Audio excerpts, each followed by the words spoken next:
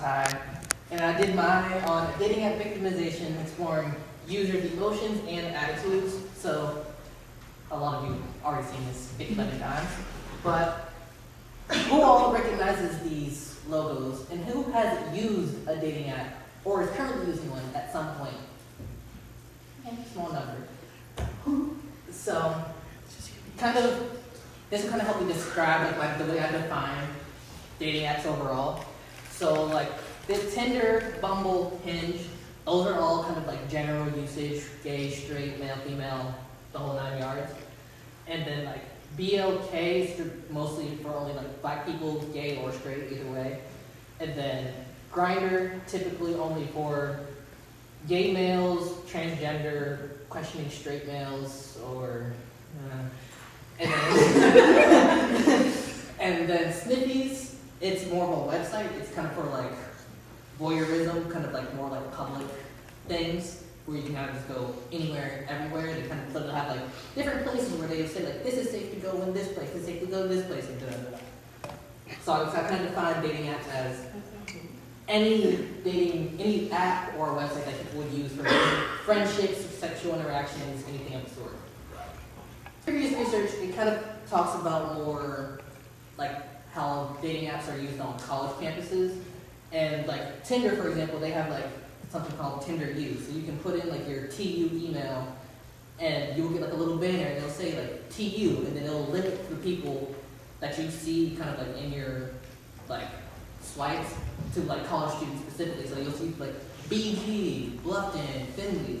So then it kind of narrows it down to those people that use Tinder U specifically. But then you can turn it on and off, so then you can see general public or not. But overall, the previous research kind of talks about more like sexual harassment and assault that might happen on college campuses or to college students, or just like being stalked or things like that from these dating apps.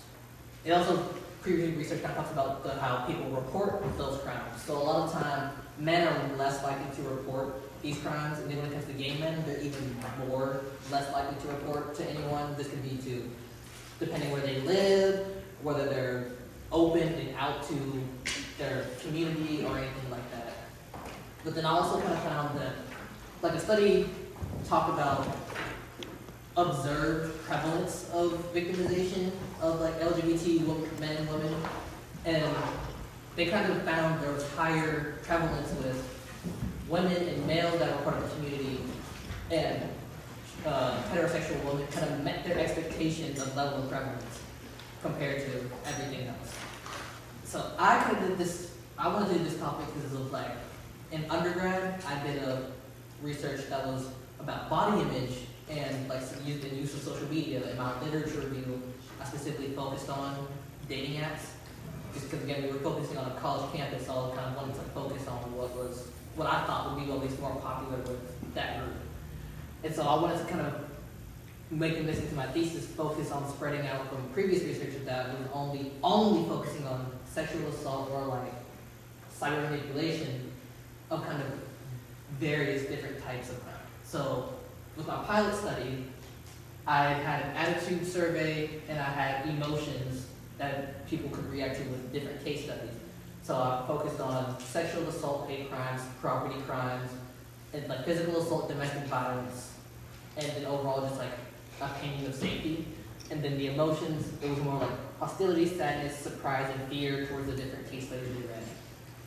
And so back when I did this before, I found that females and males that were using dating apps, they had a stricter opinion or tolerance towards different types of criminality, more with the sexual nature. And then also found positive correlation with people who used, honestly, it was usage overall, because back I had people who currently were using, formerly used, and have never used. So overall usage, it was no matter what, people were hostile towards things that were happening.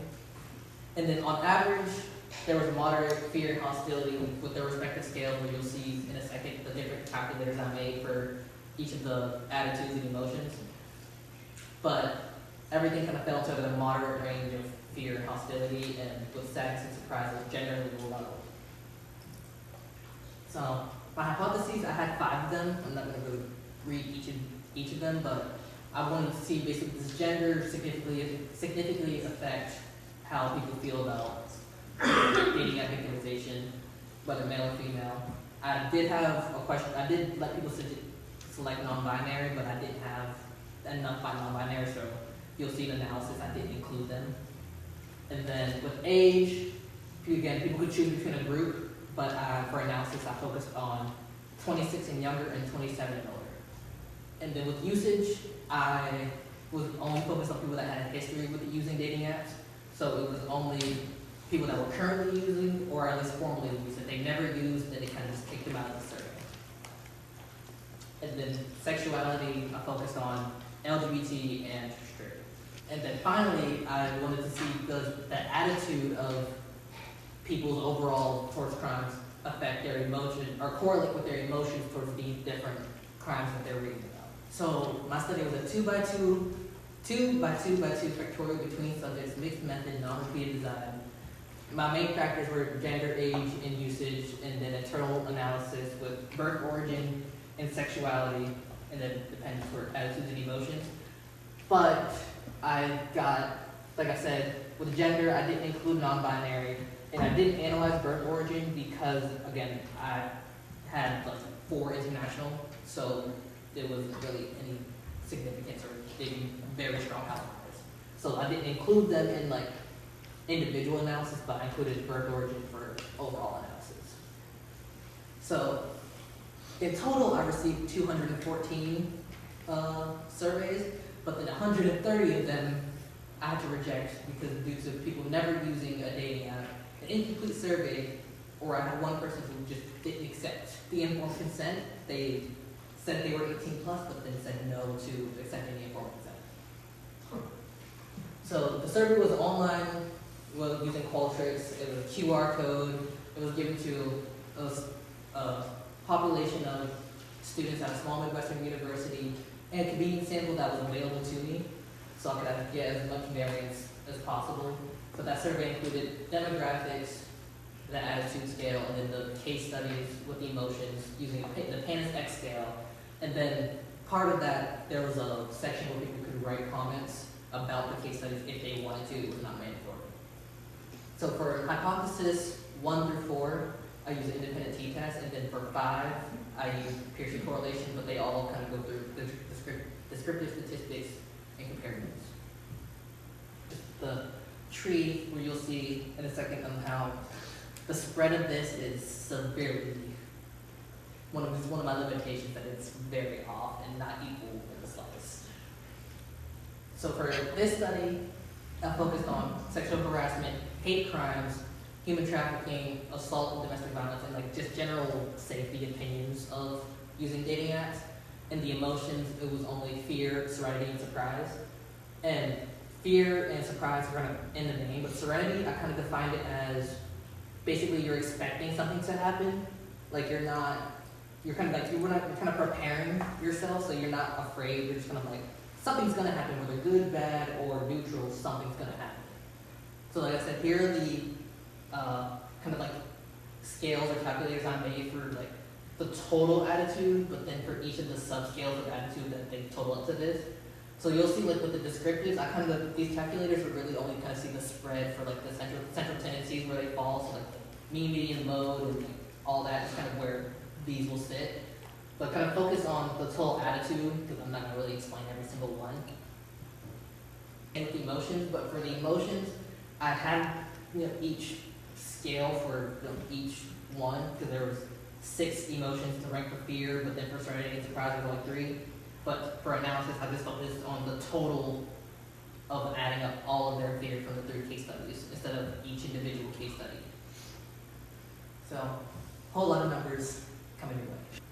So, like I said, you can see descriptives, they're very unbalanced. There's a lot of limitations, so a lot of analysis is kind of like individuals or as a total. Like I only had one male who was older than 27 who formerly used. So like with descriptives, like if you look at the total attitude, it's about 72, 74, below 74. This all falls between group 2, which was the moderate feeling of attitude, so pretty like average feeling of like tolerance towards different types of crime or restrictions that should be placed on dating apps. So kind of comparing the gender to all of the different types of attitudes and emotions, or I guess I call them the identity variables, comparing all of them to attitudes and emotions, you can see it's been primarily female and male, or female and LGBT that fit a lot of significance. But if you look at the fear and serenity, with this chart, it kind of makes it more clear. So you kind of see, like kind of spread out, the younger groups have lower serenity, and the older groups have higher serenity and then lower fear and higher fear. To basically say that you can't, the young older crowd is not fearful because they're expecting something to happen. But then with the crossover, I kind of interpret it as you're fearful and you're expecting something to happen, but you're expecting something to happen because you're fearful of it. And then with the correlations is you can kind of see fear and serenity. Fear is all positively correlated and serenity is all negatively. So basically, as much as you're getting fear up, you're not expecting any of that to happen. Which is interesting because a lot of people weren't really surprised that this was happening. Which is like, since I guess focused on people that were only had history with the dating app, kind of makes sense. The overall, participants showed like moderate attitudes towards dating app facilitated victimization and stricter stances for like sexual assault, human trafficking, domestic violence. Overall, the emotions were typically low with any measures of central tendencies. And there was a higher concern with LGBT for just overall victimization of any crime that fell into the attitude categories, and in human trafficking and hate crime specifically.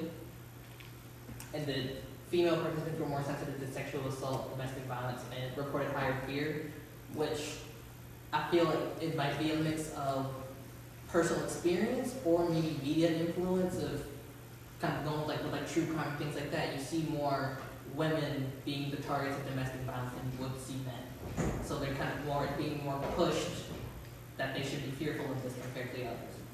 And with male participants, they had a higher level of serenity, which again could be personal experience, or with media, like in my thesis I'll talk about like the Tinder swindler.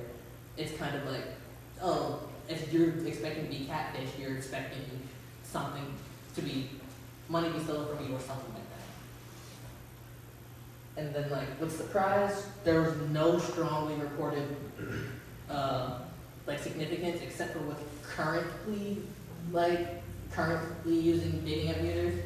So it might be because of a lot of the case studies they read were for states that were very far away or for out of country cases. So even though my population was relatively close and in a rural area, that might be why they were the ones that really showed significant surprise because it was out of country.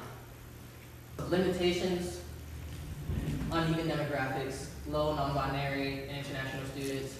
My primary sample was from a small rural community, so it really limits generalizability.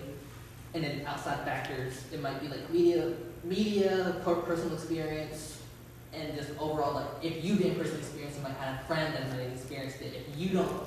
If I include people that never used dating app, but they have friends that have used dating apps, that might have been an influence. If I were to expand on this, I might go try to get a few more extra states in there instead of just staying in Ohio. I might try to go PA or Michigan to see if there's any difference geographically wise, or if I just focused on metropolitan to rural, going from Detroit to Cleveland to Toledo to and then also, if I wanted to go kind of more the clinical route, kind of investigate more firsthand victimization to see how people who have reported being victimized, whether that's just having something stolen from them or being sexually assaulted, what's their attitudes and emotions, maybe before and after. And like I said, people could have wrote comments for the case study, so you can kind of choose a bubble to read. Yeah, it's all kind of various statements, like especially I kind of like this bottom one about the emotion of disgust, and that actually is one of the emotions you can choose if I would have did hostility, where it's just I feel disgusted. And then I also kind of like this purple one, because it seems like an easy way to find a victim, put a pretty girl online, set up a date, and rob with that. Which you'll see in one of the next slides where it talks about how someone feels that guys might be more likely to be victimized than females because of things like this, because guys are less perceptive to things. Like they're expecting something to happen, but they might not be looking for the specific red flags. Also, with this red bubble, when I did the bi-pilot study, this same person, they're transgender, but they present more masculine, but they also talked about how they had a lot of people ask them about like medical history, whether they had surgeries and things like that, and it was very invasive and personal. They just met them online like less than 5 minutes ago. And like I said, this very long comment, but it kind of brings you back to the reason I chose this topic in the first place, of basically like who do people perceive to be more as a victim, male or females, and why, and what are the variables that might lead people to think of these type of reasonings.